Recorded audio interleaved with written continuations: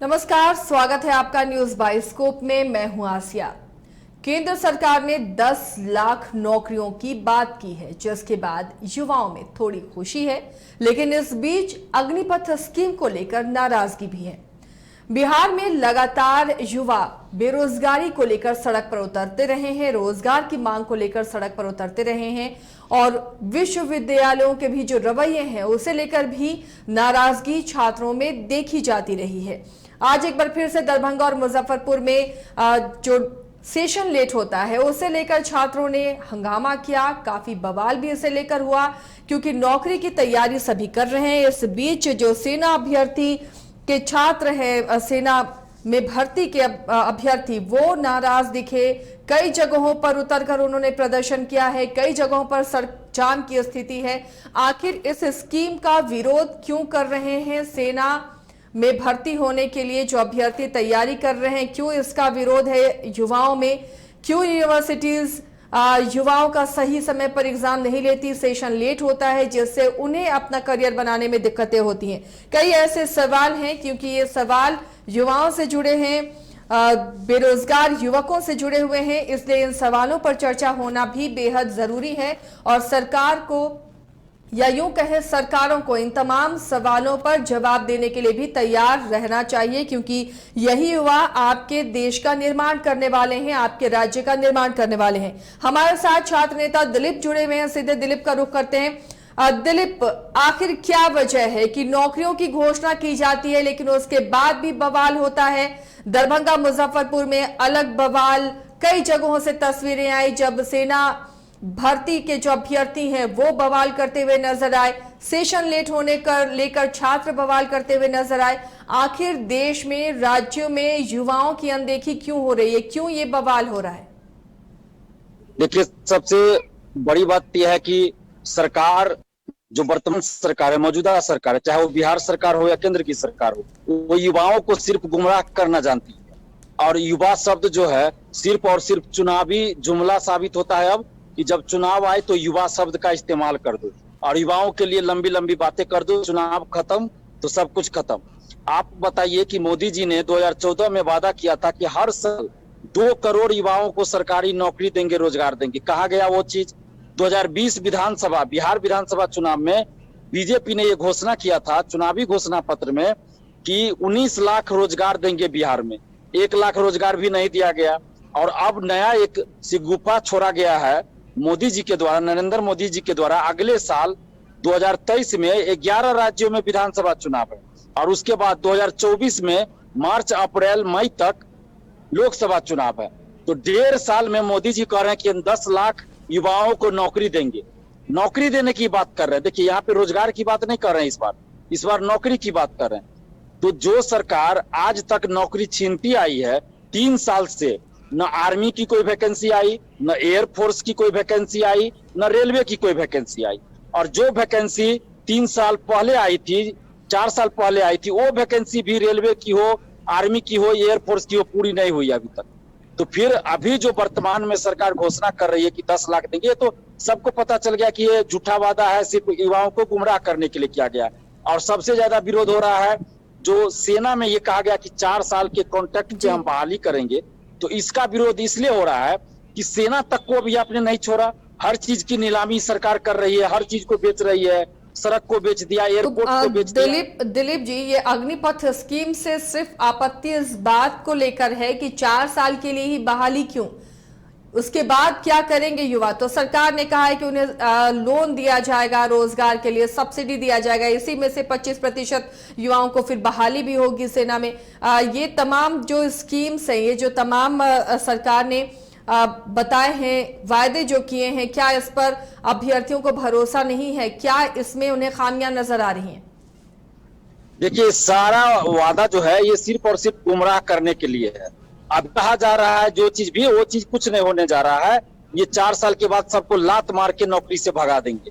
जब रेलवे में वैकेंसी आई थी पहले और 2015 में 4000 एएसएम का पद कम कर दिया गया, जबकि उनकी ज्वाइनिंग होनी थी उस समय 4000 सीट कम कर दिया जाता है एएसएम की। तो आप वैसी सरकार पे कैसे भरोसा कर सकते हैं? और जो युवा, लाखों युवा हर साल तैयारी करते हैं आर्मी में जाने के लिए, एयरफोर्स में जाने के लिए, और 4 साल वो तैयारी करते हैं, 3 साल तैयारी करते हैं, और उसके बाद उनको सिर्फ 4 साल के लिए नौकरी मिलेगी, वो भी संविदा पे, कॉन्ट्रैक्ट पे, ठेके पे। तो आर्मी में इस तरह की बात नहीं होनी चाहिए ना। आर्मी है, देश की सुरक्षा का सवाल है। आप हर चीज में आप कॉन्ट्रैक्ट बहाली कर दिए, आर्मी को तो कम से कम छोड़ देते। अगर कॉन्ट्रैक्ट पे ही बहाली करनी है तो आप विधायकों को भी कॉन्ट्रैक्ट पे रख दीजिए, विधायकों के लिए भी ये कर दीजिए, सांसदों के लिए कर दीजिए, प्रधानमंत्री के लिए कर दीजिए कि 4 साल से ज्यादा प्रधानमंत्री एक आदमी नहीं बन सकता है, कर दीजिए, क्या दिक्कत है, हम लोग तैयार हैं। प्रधानमंत्री पद के लिए भी होना चाहिए ना कि 4 साल या 5 साल से ज्यादा एक ही व्यक्ति प्रधानमंत्री नहीं रह सकता है, इतना कर दिया जाए, क्या आपत्ति है। अमेरिका में है ना कि 2 साल लगातार 2 टर्म आप राष्ट्रपति बन सकते हैं, उससे ज्यादा नहीं बन सकते हैं।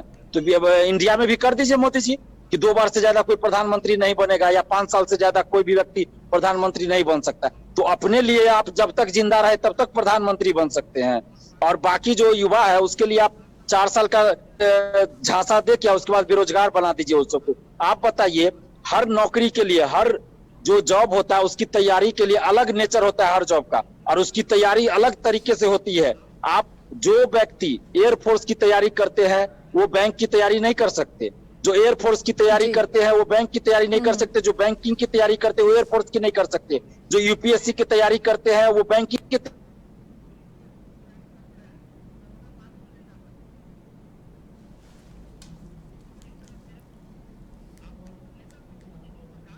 4 साल के बाद हम जॉब देंगे, या फिर 4 साल के बाद वो और जॉब के लिए एलिजिबल होगा। तो 4 साल आप तो उसका जवानी खत्म कर रहे हैं। जो उम्र होता है पढ़ाई का 17 से 21, 22 साल, 25 साल, उसी उम्र में तो ये सब आप करवा रहे हैं, और उसके बाद आप उसको लात मार के नौकरी से बाहर कर, उसके बाद वो कहां जाएगा भाई। ना तो मेडिकल में जा सकता है, ना इंजीनियरिंग में जा सकता है, ना यूपीएससी की तैयारी कर सकता है, ना बीपीएससी की तैयारी कर सकता है, ना बैंकिंग की तैयारी कर सकता। हर जॉब के लिए अलग तैयारी होती है और उसका सिलेबस अलग होता है। आपका मानना है कि आने वाले चुनाव को देखते हुए ये निर्णय लिया गया है कि इतने रोजगार होंगे और इतने लोगों की भर्ती होगी, एक अग्निपथ, अग्निवीर बनेंगे, ये सिर्फ महज एक चुनावी फंडा है, चुनाव के लिए ये सब घोषणाएं की जा रही हैं?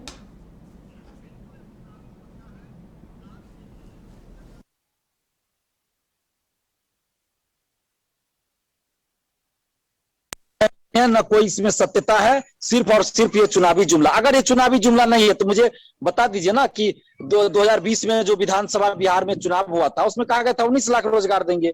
उसके बाद तो उस पर बात नहीं हो रही है, कहां बात हो रही है।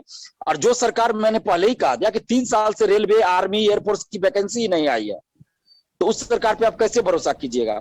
और 4 साल के लिए ठेके पे बहाली होगी, ये तो समझिए कि इतना घटिया काम कह दीजिए है कि जिससे घटिया काम कोई हो नहीं सकता। देश की सुरक्षा के साथ खिलवाड़ किया जा रहा है, ये तो देश की सुरक्षा के साथ खिलवाड़ हो गया ना।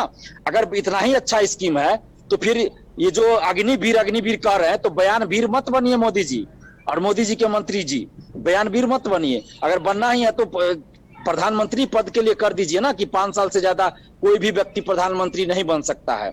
एक व्यक्ति 5 साल से ज्यादा, हम तो 1 साल ज्यादा ही कर रहे हैं, आप 4 साल के लिए कर रहे हैं, प्रधानमंत्री के लिए कर दीजिए 5 साल। 5 साल से ज्यादा कोई भी व्यक्ति प्रधानमंत्री पद पर नहीं रह सकता है, 5 साल से ज्यादा कोई मुख्यमंत्री नहीं रह सकता है, ऐसा कर दीजिए। करने में क्या दिक्कत है, हम लोग तैयार हैं। लेकिन यहाँ पे आप बताइए कि जो विधायक एक दिन सवाल नहीं सदन में पूछता है, जो सांसद एक दिन कोई सवाल नहीं पूछता है, जनहित का कोई मुद्दा नहीं उठाते हैं, न कभी क्षेत्र में घूम के जाते हैं, उनको आप आजीवन पेंशन दे रहे हैं, उनको बड़ा बड़ा माने इतना ज्यादा वेतन दे रहे हैं, जबकि सारा फैसला तो प्रधानमंत्री खुद करते हैं, तो सांसदों का तो कोई काम नहीं है। उसी तरह आप बिहार में देख लीजिए, नीतीश जी खुद सारा फैसला लेते हैं, तो विधायक और विधान पार्षदों का कोई काम ही नहीं है। तो क्यों इन पे बेवजह अरबों रुपया खरबों रुपया खर्च किया जाता है, क्यों इनको पेंशन दिया जाता है। बंद कीजिए सबसे पहले विधायक सांसद का पेंशन, प्रधानमंत्री का पेंशन, सबका बंद कीजिए, और प्रधानमंत्री का भी कर दीजिए, विधायकों का भी कर दीजिए, सांसदों का भी कर दीजिए कि कोई भी विधायक, कोई भी सांसद 4 साल से ज्यादा नहीं रह सकता, दोबारा वो इलेक्शन नहीं लड़ सकता है। ऐसा कर दिया जाए, हम लोग तैयार है तब। लेकिन ऐसा तो नहीं होगा।